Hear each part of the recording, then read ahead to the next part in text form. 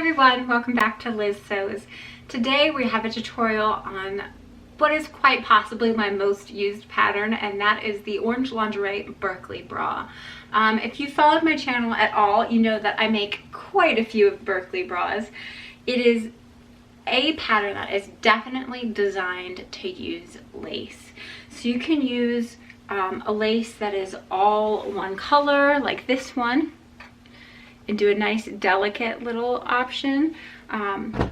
Here's an example of a lace where I use a contrasting lining fabric. So I have a black lace then with a pink lining fabric to give you a little bit different of a look. Or you can use some lace that has like lace on the exterior and then sort of a more opaque center portion of the lace. So this red bra is a lace that works like that. As you can see, this pattern can be used in a lot of different materials to get very different aesthetics and looks. Let's see. This is one I made recently using a cappuccino lace. It really does take advantage of that delicate lace detail along the edges, and you get to use it for the full length of the band as well. So one of the first barriers to entry for me making bras was always finding lace, because it's really just not something that you can buy in your local Joann's or anything like that. So I will put a couple of different lace suppliers down in the description box below. You're gonna have to buy lace online. There's really no way around that, but there are so many excellent options out there. I'm sure you're gonna find something that you'll love. So today's bra that we're going to make is actually the one that I have sitting here on the form, and I'm using a lace that is sort of like a silver dense center portion, and then it has a white more lace-like effect around the edges. First thing you're going to want to do is start to measure yourself for this bra. Now this pattern, I have one size set I believe, and it comes in, and it is a 30A all the way to a 40 double D.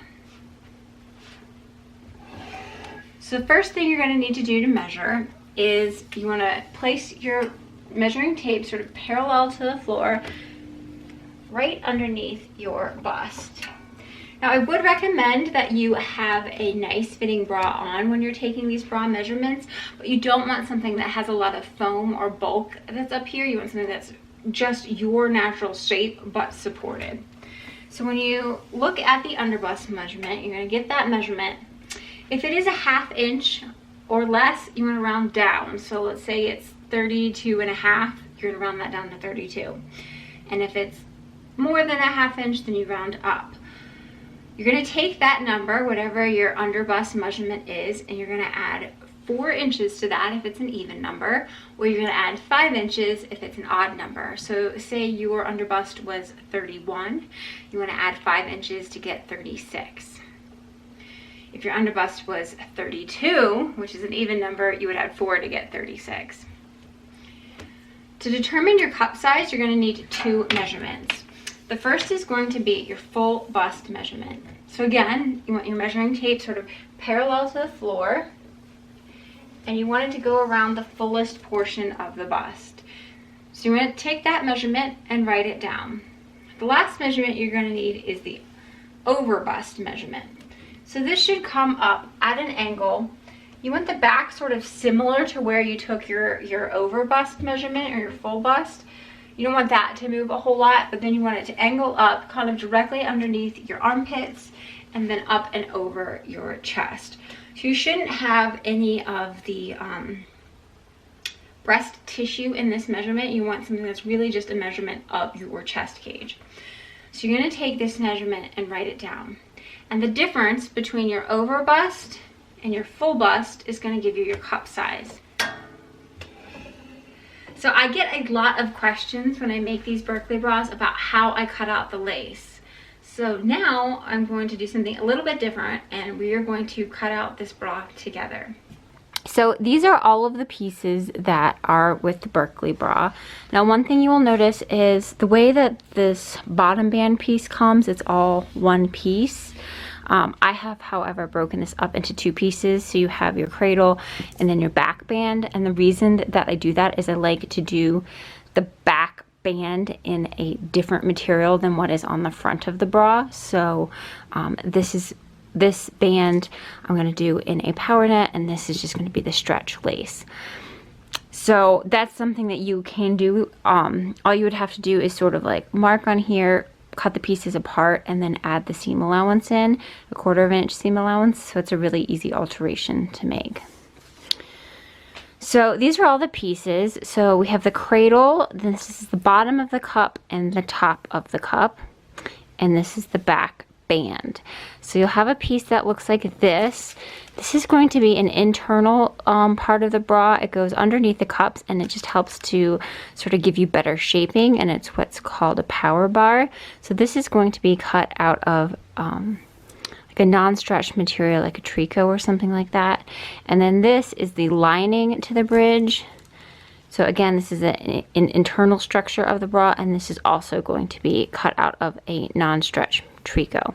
So these I'm going to cut out in lace and probably like just a mesh, like a lightweight mesh, and then these are going to be cut out in a non-stretch material.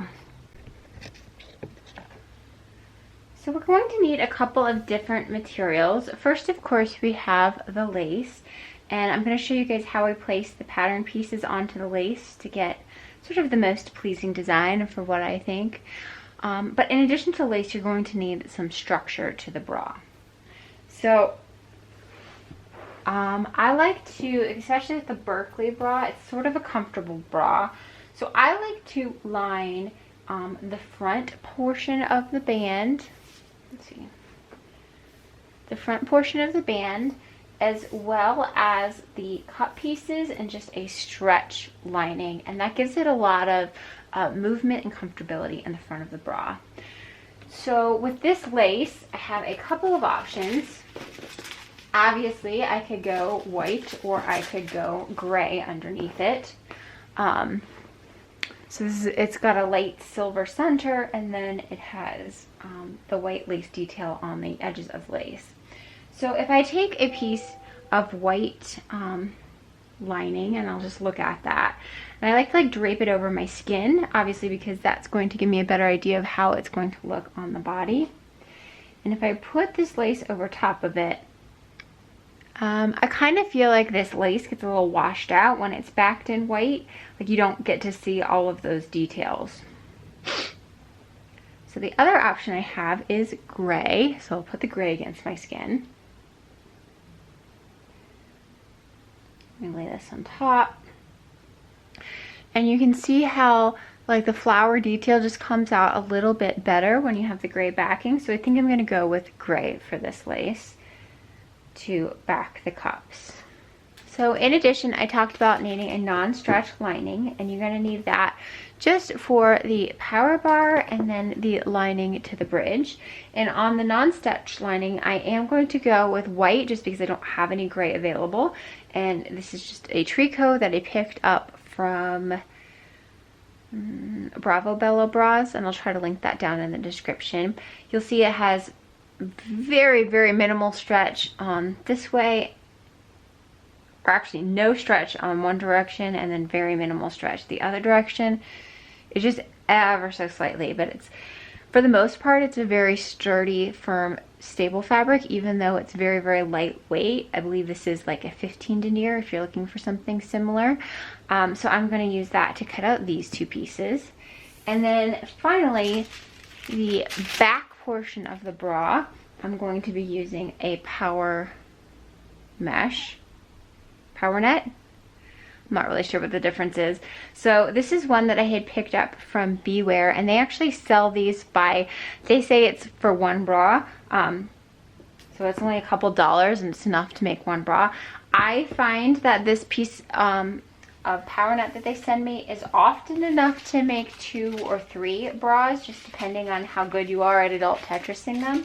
So I think it's a really good investment, because this, like I said, this is only a couple dollars, and sometimes buying like a yard of this sturdier stretch fabric can be anywhere from 15 to 20. So like I said, get the one bra from Beware, and then you can get a couple of bras out of it. So I have this nice, and it's like a silvery gray, and I think it'll look good with this lace. It'll sort of pick up that silver detail that's on the front. And this is about 30 to 50% stretch is what you're looking for. So the pattern will say something like this, which is low point of lace scallops. And when I transfer over my pattern, instead of writing all of that out, I just put a little, I'll just put a little squiggly line on the top of the pattern piece where the scallops are supposed to be. You can see I've done it on this bottom of the cup piece as well as the top of the cup. So, especially with this top cup piece, I have definitely cut this out before I learned how to put the squiggly lines on there, and I cut it out with the scallops on the wrong edge. So you don't want to do that. Just draw those little squiggles in. It'll help you so much in the long run. So I always tend to cut out my lace first just because it's the fun part, and kind of gets a little boring once you get into the other sort of materials. So with this bra, you are going to want to sort of mirror the top of the cup. So when I'm looking at my top cup piece here, you know, we got your squiggly lines, so we know that is the side that needs to go against the scallop of the lace. I've also got a 1/4 inch seam allowance on this small end, and what you're going to need to remember is that you want the lace to end at its lowest point at that 1/4 inch of a seam allowance. So you can see here where I've marked my 1/4 inch seam allowance, and I want to line that up with the lowest part of the lace. So that means that when I sew this into the bra, this ends right there at the lowest point of the lace, and then it's going to pick up again at the lowest point of the lace on the other cup. And this just gives you a nice, very symmetrical, even look. Otherwise, you might have some excess fabric on the end. So you want to line up the edge of your pattern piece with all the low points of the scallop peaks, like so. Now, when I'm cutting it out, I don't really like to pin or do anything like that because I find it's super fiddly.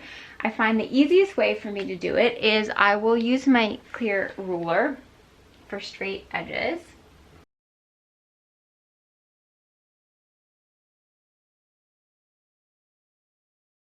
And then for all of the other edges, I just sort of hold the pattern in place and cut around it.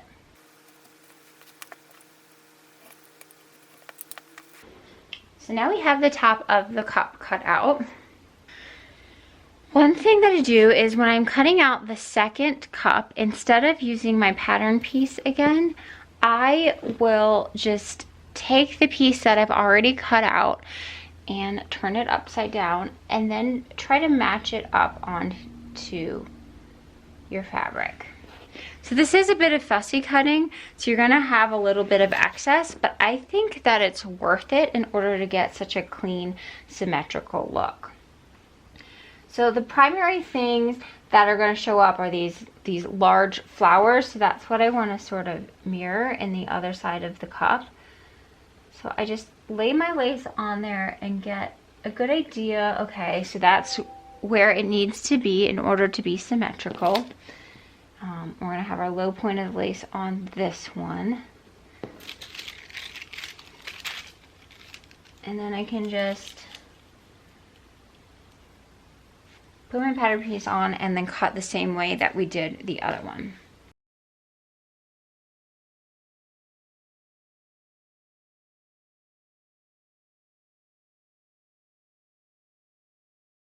So now we have two of the upper cups, and they are reverse images of themselves, so that when we make the bra, it'll look very symmetrical and even. The next piece that I'm going to cut out is the inner cup, and this lace does not look like it was fat enough. Sometimes I can cut this inner cup out in between where I've done the two top cups, but this lace is just not wide enough to allow for that. So I want this to be predominantly a gray piece, just because I think it'll give it more visual interest, or silver rather. So I'm going to lay it smack dab in the middle of my lace. And you know, I just use medical tracing paper, so it's easy enough to see through what the lace sort of looks like, so you get a better idea of your placement.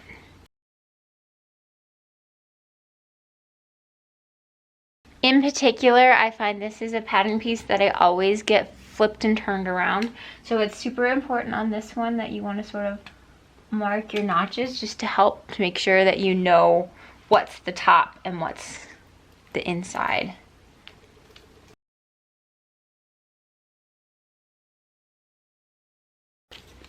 The other thing that I do to just help me make sure that I know which way the pieces are oriented is that as soon as I cut them, I lay them out like I'm going to be making a bra. So we have the two top cut pieces. This is the one I just cut out, and we have the top and inside, so I want to make sure that this one goes over here. Then when I cut out my second one, I'm going to flip over my pattern piece so I have a mirror image. And I'm going to do the same thing once I finish cutting it out. I will set it underneath this cup. So the scallops are going to run along the bottom of the cradle. And then actually the entire bottom of the bra is going to look scallopy.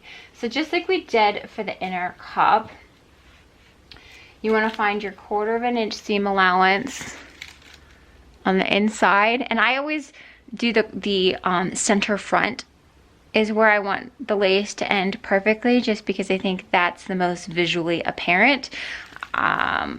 So you might, depending on what size you have, find that the other end of the lace doesn't end at the bottom of the scallop, but I find it's, as long as the center front is aligned, then it looks a lot better. So it does look like, so you see we've cut out the two bottom cups here, and it looks like I will have room to sort of push this in around it. So I've lined up my 1/4 inch with the bottom of the scallop. I've made sure that the bottom of my bridge is on the scallop side of the lace, and just like we've done before, I'm going to cut using my straight edge on these two sides, and then just hold it in place while I cut around here. So now I'm just going to, we already cut it out this way, so you just flip the pattern piece over and cut it out the other direction. And that one's not going to fit. So we just move it along here. So my 1/4 inch is with the lowest point, and we just want to make sure those low points hit along the entire side.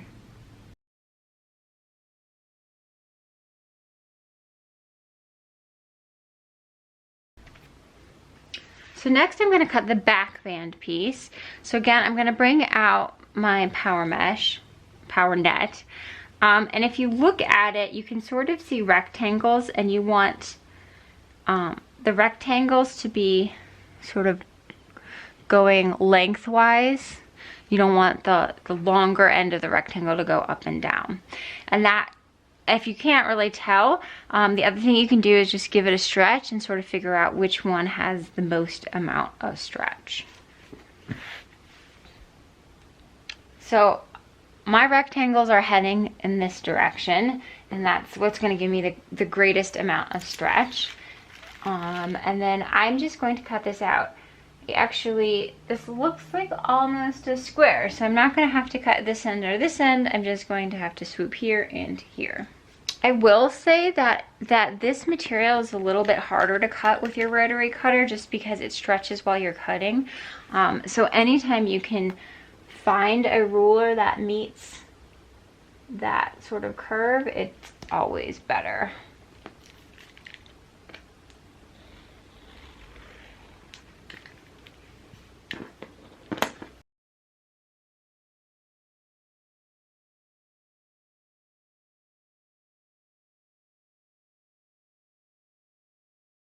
So now we have our two back band pieces. I'm just going to lay those out on my bra.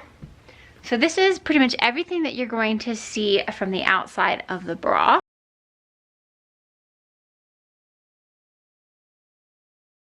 And now we need to start cutting out the understructure. So for our power bar, you actually want to cut this on a fold, and you want this long edge on the fold.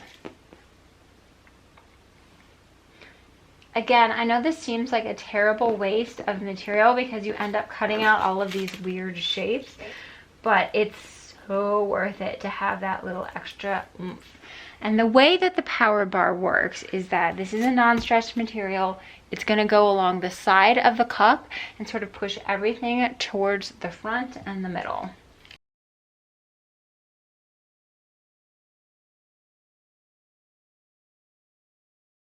Again, I just lay that on top of the bra where I'm going to be using it. And the reason I do this is A, it helps me make sure that I have cut the right pieces. And it also helps me get an idea of like what I've done and what I still have to do.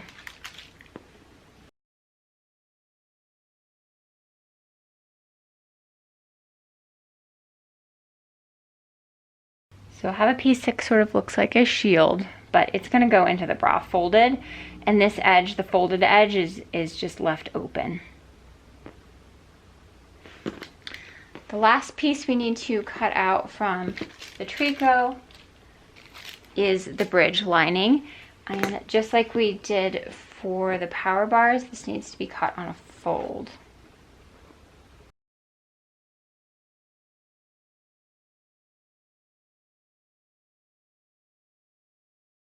So this is what the bridge will look like when you finish cutting it out. Now you will have a seam running down the center front of the outside on the lace, and that's just because, you know, this lace is straight, and when we cut this bridge out, we can cut it with that slight curve.